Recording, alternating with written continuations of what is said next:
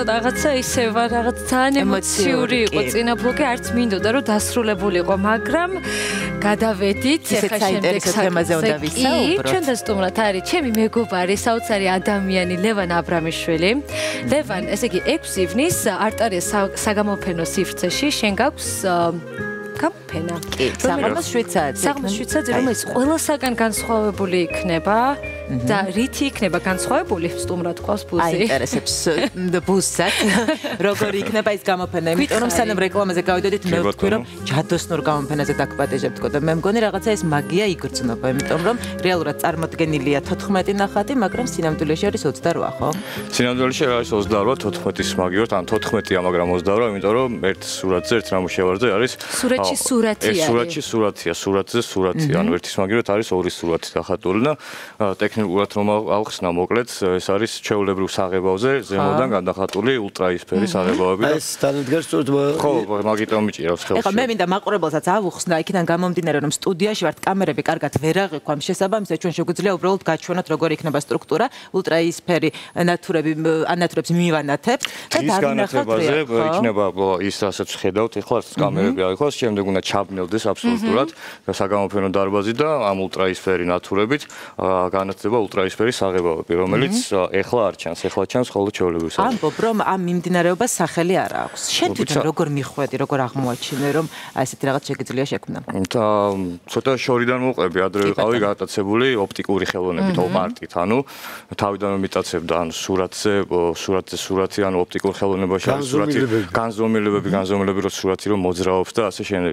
შენ ამას სწავლობდი აკადემიაში? არა, აკადემიაში არ მისწავლია, დავინტერესდი რაღაც ლიტერატურით და კატალოგებით და ასე შემდეგ მე თვითონ და შემდეგ ვიფიქრე რომ რატო არ შეიძლება სურათი კი არ მოძრაობდეს ან სტატიური და ხან მოძრაობდეს ხან სტატიური იყოს რატო არ შეიძლება სურათზე ორი სურათი ეხატოს რატო არ შეიძლება ორი აზრი კი არა პირდაპირ ორი ფიზიკურად ორი სურათი ეხატოს და რაღაც ექსპერიმენტების შემდეგ მივაგენი ამ ულტრაისფერ საღებავებს იცი რა მაინტერესებს 3D-სთან რამე კავშირში არის თუნდაც ტექნიკურად რაღაც საერთოა 3D ცოტა სხვა რამეა 3D ცოტა სხვა რამეა მაგრამ რაღაც სიღრმეში შესვლის და სიღრმეში სწრაფის ხრივ ბევრს ახსენდება 3D მათ შორის მეც რა თქმა უნდა საერთოდ თანამედროვე ხელოვნებაში არის ძალიან ბევრი ძიების პროცესი და ლაზერული ინსტალაციები და ასე შემდეგ და საერთოდ ვიდეო გამოსახულებას და სამ განზომილებაში შეიძლება რომ მეოთხე წამყვანი გოჩდეს ეხლა ლაზერული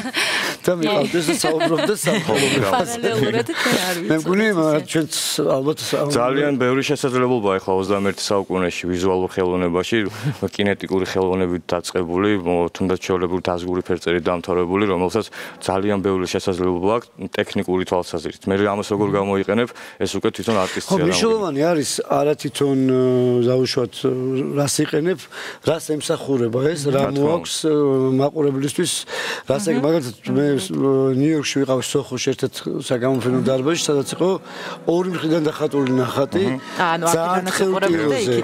ძალიან ხელტილოზე, იმიტომ რომ იქიდან ნახატი ჩანდა ბუნდოვნად და იქიდან რო უყურებდი, აქიდან ნახატი იყო ბუნდოვნად და გამოდოდა სამი ნახატი. და ისტორიით ეს ძალიან საინტერესოა იმიტომ რომ ამ შემთხვევაში ადამიანის თვალიც მუშაობს და ყველა ადამიანი ზოგჯერ ვერ ხედავს ასეთ განზომილებიან ნახატებს. ზოგი ხედავს, ზოგი ვერ ხედავს. ამიტომ ინტერპრეტაციის საშუალებაც მეტია.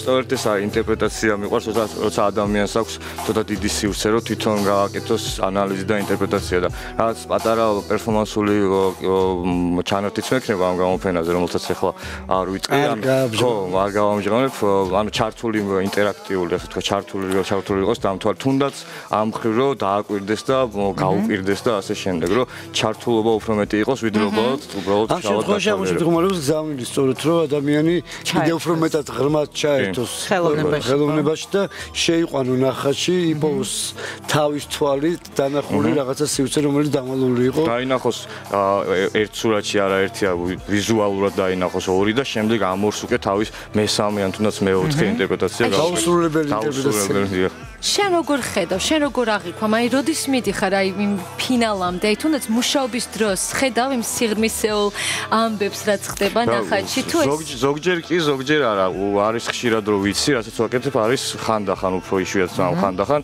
ინტუიტიურად უბრალოდ ვიწყებ და რა გამოვა არ ვიცი, ეს გააჩნია რა სურათზე მუშაობ. და თქვი. ეხა გამახსენდა შენი ინტერვიუდან მუზაზე, ძალიან კარგად ამბობ მუზაზე, რომ აი არ არსებობს ეგეთი რაღაცა, რომ მუზა არ გქონდეს. თავის გასამართლებელი არის.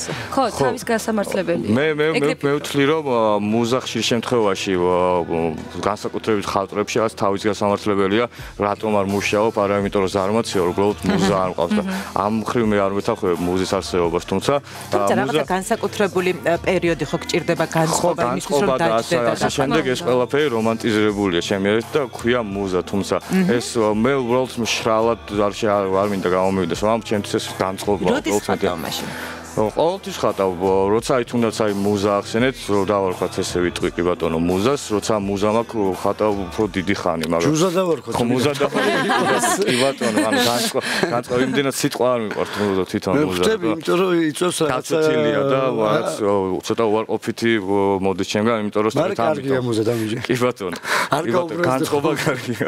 თავარი იყოს და რაც მე დავარქვათ. ხო სურვილი რომ შექმნა რაღაც. სხვადასხვა ამინდოდა მეკითხე ყველა ვიცით მამის ნამუშევრებს და რამდენად მნიშვნელოვანი იყო შენი ბავშვობიდან მამასთან ურთიერთობა მამის ნაშრომებთან და რამდენად შენზე იმოქმედა რაღაცა ხატრობის თვალსაზრისით. ხატრობის თვალსაზრისით და შემეცნების თვალსაზრისით. მერაბ აბრამიშვილმა რა გავლენა იქონია შენზე?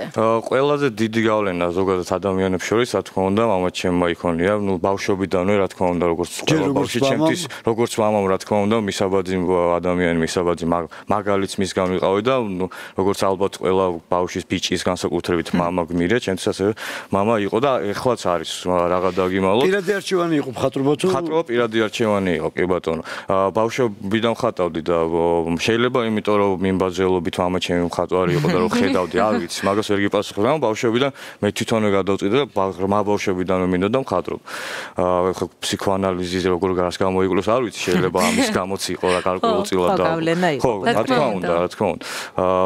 შემდეგ მისი რჩევები, მისი არა მარტო რჩევები ვიზუალურად როცა ვხედავდი, უყურებდი და ვაკვირდებოდი, ამან რა თქმა უნდა ძალიან დიდი გავლენა და როლი ითამაშა ჩემში.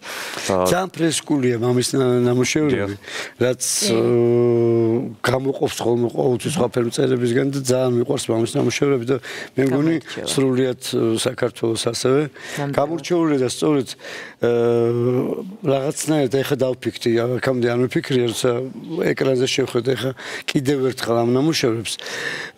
აქ არ არის ტექნოლოგიურად სხვა განზომილება, მაგრამ იგულისხმება ყოველთვის. სიღრმე. აი სიღრმე, მიუხედავად ფრესკულობისა, ხო?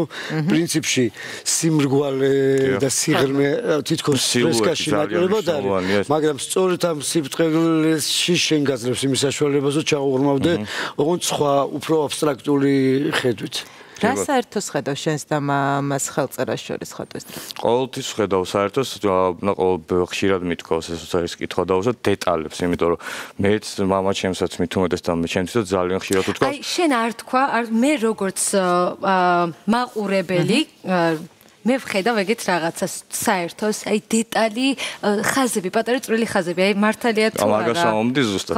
სწორედ ამ დეტალებზე, და ხშირად უკითხავთ მამა ჩემთვისაც, რომ რა ნერვები გაქვს და მე ყოველთვის რაღაც არ მომწონდა ეს რა ნერვები, იმიტომ რომ მე მომწონს ამის კეთება და რაღაც მომწონს ამის კეთებაში ნერვებია, ნერვები აქვს.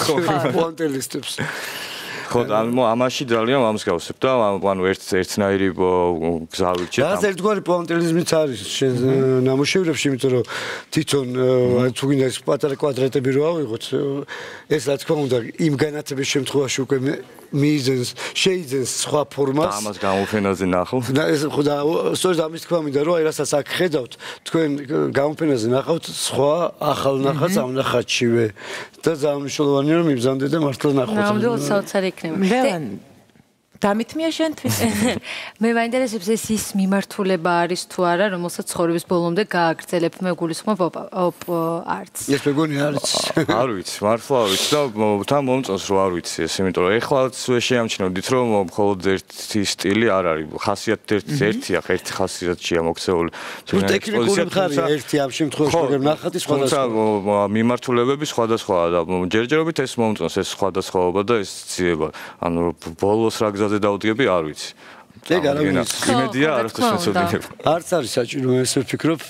არის მხატვარი ყოველთვის და ხელოვანი ზოგადად ყოველთვის რაღაცა ახლის ძიების პროცესში და ესეც ამის შედეგია, რომ სულ ახალს ეძებდი და აღმოაჩინე რაღაც ახალი მიმდინარეობა, რომელსაც ჯერ სახელი კი ბატონო, მაგრამ როგორ არა, ეს აუცილებელია, მაგრამ თუ ეს რაღაც თვითმიზანია და ხელოვნურია ახლის ძიება, ხელოვნური არაფერი არ ვიგო, ჩემი თუ შენ არ გინდა ახლის ძიება და მხოლოდ იმიტომ ეძებ, რომ სხვისგან გამოირჩეოდი და ასე შემდეგ. ამიტომ მე მგონი არ უნდა ეძებდე, შენ თვითონ უნდა გინდოდეს ახლის ძიება და რაღაცა გამოგი. ჩვენ კიდევ ერთხელ უნდა შევეხსენოთ ჩვენს ტელემაყურებელს, რომ 6 ივნისს არტარია საგამოფენო დარბაზში საღამოს 7 საათზე იქნება ლევან აბრამიშვილის ნამუშევრების გამოფენა და ლევან, მე მინდა კიდევ ერთხელ მაყურებელს უთხრა, რა დახვდება რეალურად საგამოფენო სივრცეში, როდესაც ესტუმრება შენს გამოფენას. საგამოფენო სივრცეში დახვდება დამთვალიერებელს 14 ნამუშევარი, თუმცა ამ 14 ნამუშევარზე ზემოდან ულტრაისფერის აღებავებით გადახატული კიდე 14 ნამუშევარი, ანუ შუქი ქრება და ინთება ულტრაისფერი ნატურა. და შუა დღის ვირტუალური წამყვანი. როგორ მოგეწოდა ეს იდეა და აუცილებლად გავაკეთოთ. შუქი ქრება და შემდეგ უკვე ულტრაისფერი ნატურა და ამავე სურათებზე გამოჩნდება აბსოლუტურად სხვა სურათი. საოცარი განცდა იქნება. აუცილებლად ვუყოთ. კი, ნამდვილად. ძალიან დიდი მადლობა.